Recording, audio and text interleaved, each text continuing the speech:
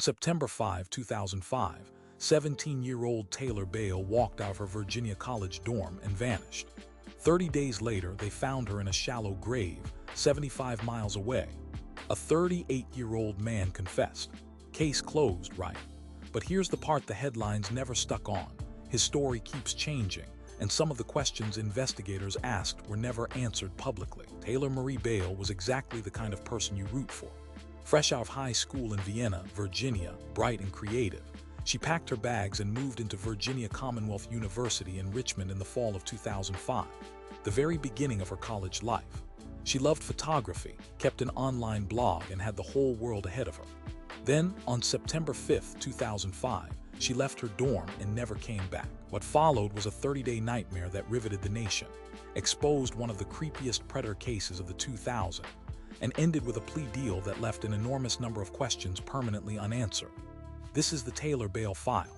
According to court records and law enforcement accounts, here is what officially happened, and folks, strap in, because even the official version is deeply unsettling.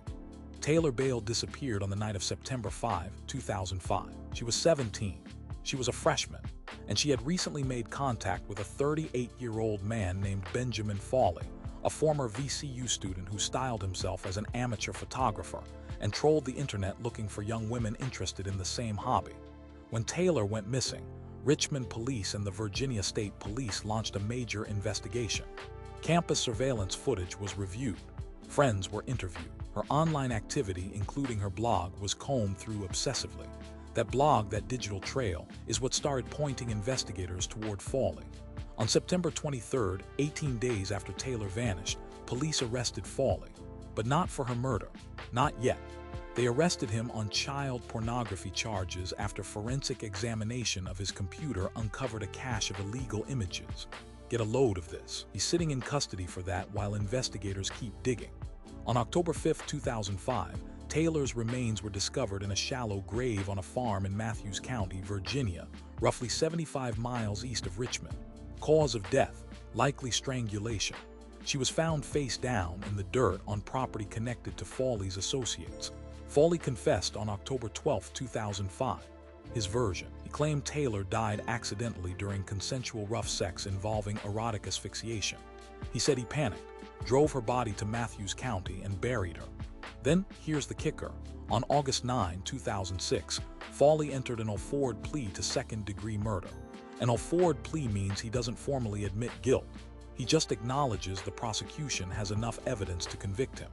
He was sentenced to 30 years in prison. Officially, case closed. Now, the accident story. That is where reputable critics and investigators hit the brakes hard. Criminal profiler Clint Van Zandt, analyzing the case for NBC News, flagged serious concerns about Fawley's credibility from the start.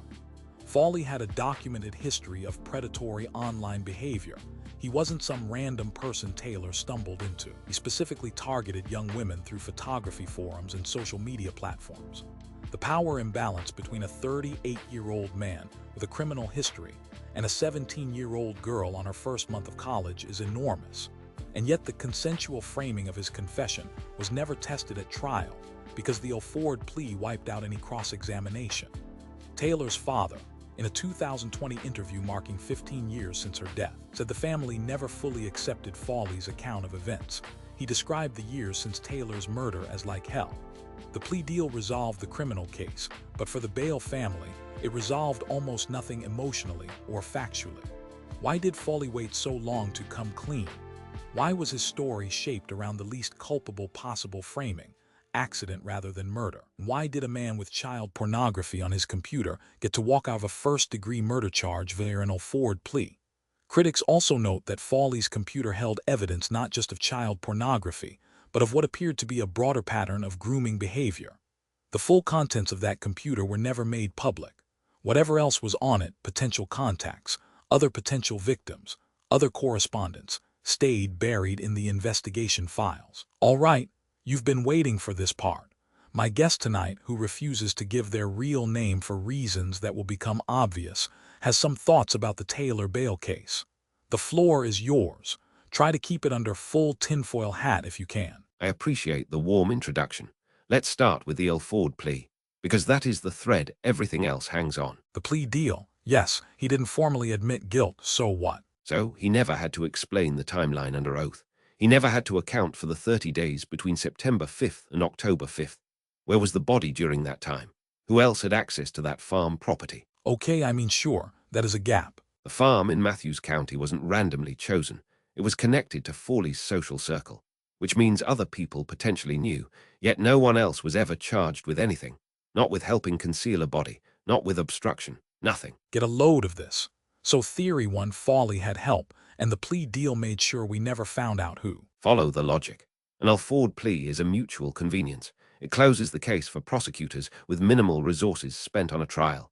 It caps Fawley's exposure, and it buries any testimony that might implicate others. You cannot be serious right now. You're saying the deal protected someone else. I'm saying the deal could have protected someone else, and we have no way to know because there was no trial. Okay, moving on before I need medication. Theory 2, hit me. The computer. Fawley's computer had child pornography. That is established fact. What is not established, publicly, is whether there were connections to other individuals.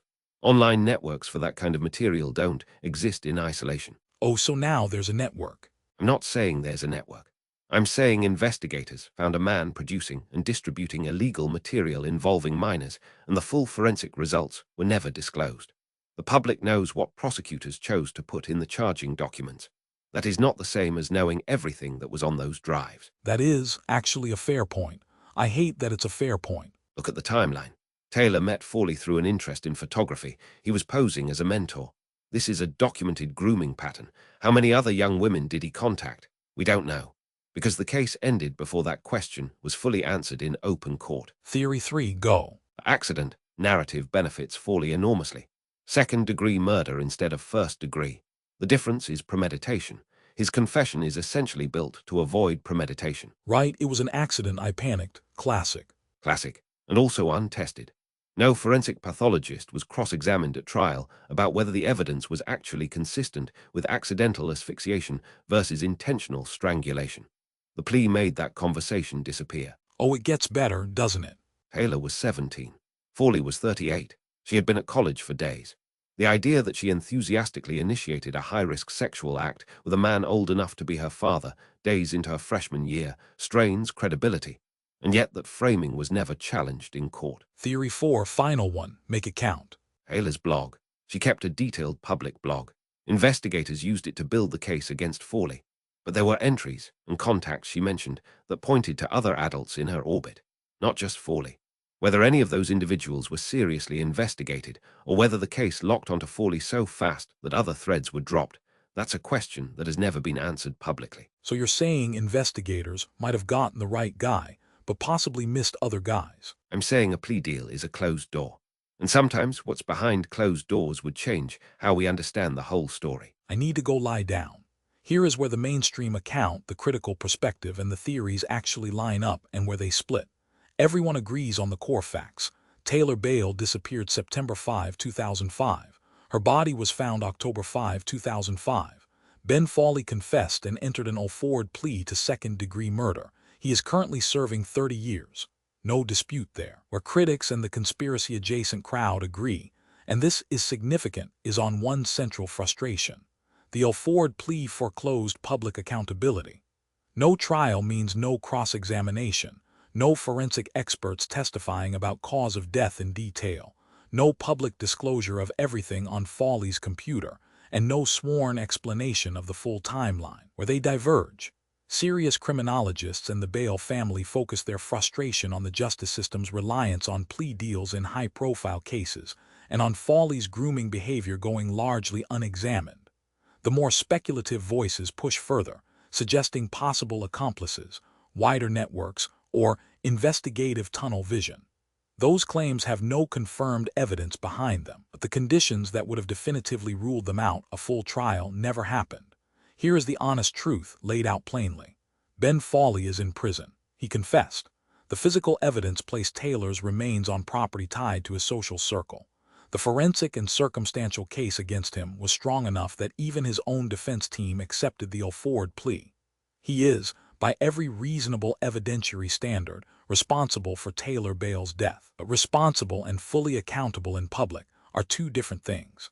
The Alford plea, a legal mechanism that exists for legitimate reasons, produced a result where the accident claim was never forensically stress-tested in open court. The full contents of his computer were never publicly disclosed. The question of who else knew about the body's location was never answered in sworn testimony. Was there a wider conspiracy? Almost certainly not. Is there a reasonable, nagging feeling that a 17-year-old girl's death deserved more than a backroom plea deal that closed the file without opening the full record? Absolutely. Taylor Behl deserved better from the man who killed her, and from a justice system that settled for good enough instead of complete. That's the Taylor Behl file, officially closed, unofficially wide open. Drop your theory in the comments. Hit subscribe if you want the next classified briefing. And remember, the truth doesn't care if you believe it.